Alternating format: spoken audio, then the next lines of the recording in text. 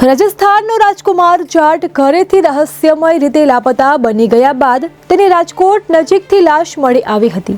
ત્યારે આ મામલે હવે એક નવો જ વળાંક સામે આવ્યો છે। ગોંડલ પોલીસે ગુપચુપ રીતે પૂર્વ ધારાસભ્ય જયરાજસિંહ જાડેજાના બંગલામાં હાજર અજાણ્યા શખ્સ સામે કેસ નોંધ્યો છે।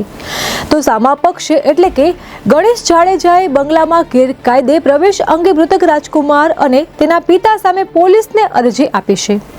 પણ અહીંયા એક વાત તો જબરી છે હું બાકી કે પોતાના બંગલામાં અજાણ્યા લોકો આવીને ઘૂસી જાય છે અને તમને ખબર પણ ના પડે। ઉતરે છે વાત ગળે? તમને નથી ઉતરતી ને?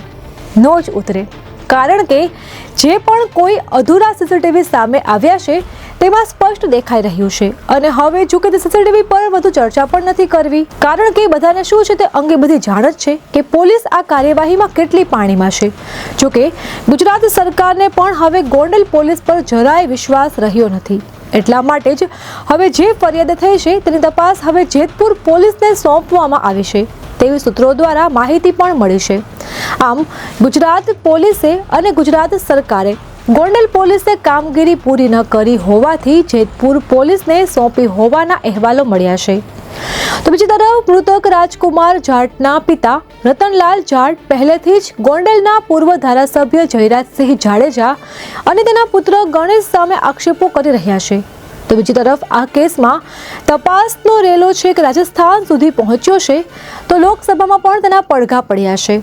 હા, મહત્વની વાત તો એ છે કે ફોરેન્સિક પીએમ રિપોર્ટમાં પોલીસના દાવા કરતા અલગ જ દાવો સામે આવ્યો છે અને તેની અંદર રાજકુમાર જાટની અકસ્માત નહીં પરંતુ હત્યા થઈ હોવાની શંકા છે, જેમાં રાજકુમારના શરીર પર લાકડીથી માર માર્યા હોવાના 4 સેન્ટીમીટરના નિશાન મળી આવ્યા છે।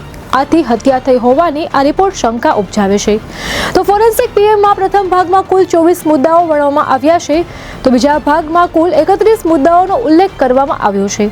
એટલા માટે જ આખા કેસમાં ગોંડલ પોલીસની કામગીરી પણ શંકાસ્પદ બની રહી છે અને રાજકોટના એસપી જયરાજસિંહના પર્સનલ જજે ભારે વિવાદ સર્જનાર આ કેસમાં જયરાજસિંહ જાડેજાના બંગલામાં હાજર અજાણ્યા શખ્સ સામે હેરાનગતિનો કેસ કર્યો છે। જે મુજબ મૃતક રાજકુમારને ફરિયાદ બંગલામાં હાજર એક અજાણ્યા શખ્સે તમાચો ઝીકી દીધો હતો, પરંતુ રતનલાલ જાટ આ શખ્સને ઓળખતા જ નથી તેવું તેમણે જણાવ્યું હતું। ત્યારે આ સમગ્ર મામલાને જોઈએ તો લોકો પણ એવું કહી રહ્યા છે કે એસપીએ શું થૂકેલું ચાટ્યું છે કે પછી હવે એસપીને રેલો આવ્યો છે, કારણ કે તમે વિચાર તો કરો, આ ઘટનાના 19 દિવસ વીતી ગયા છે, પરંતુ પોલીસ ન તો પૂરા સીસીટીવી આપી રહી છે ન તો પ્રોપર કાર્યવાહી કરી રહી છે। ત્યારે લોકો એ પણ કહી રહ્યા છે કે પોલીસ ભલે 100 કલાકમાં 8000 નહીં પરંતુ 8 લાખ ગુંડા પર કાર્યવાહી કરે, પણ અહીંયા ગોંડલમાં પોલીસનું એક પાચિયાનું પણ ચાલતું નથી અને હવે જનતાને ગોંડલની પોલીસની કાર્યવાહી પર જરાય ભરોસો રહ્યો નથી। અમારી તમામ માહિતીથી અપડેટેડ રહેવા માટે જોડાયેલા રહો ત્રિશુલ ન્યૂઝ સાથે।